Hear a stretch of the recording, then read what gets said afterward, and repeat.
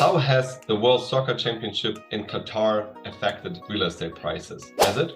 Let's first look at Qatar itself. Qatar is a tiny country. The population itself is only anywhere between 2.5 to 2.8 million people, out of which about 20% are Qataris. In addition, Qatar is one of the wealthiest countries in the world, which is mainly driven by its huge resource of natural gas as well as oil. Over the last 1 to 2 decades, Qatar has been working really hard to diversify its economy, which is one of the reasons why Qatar is so excited about the ability to host the World Soccer Championship in 2022. Qatar has spent over $220 billion to build out its infrastructure for the games. This includes new highway, a new metro, new hotels, new apartments. The goal behind these investments is really to attract more tourism, get Qatar on the international map, and become a destination for business. The location of Qatar is really well situated between Europe and the Middle East. And similar to Dubai,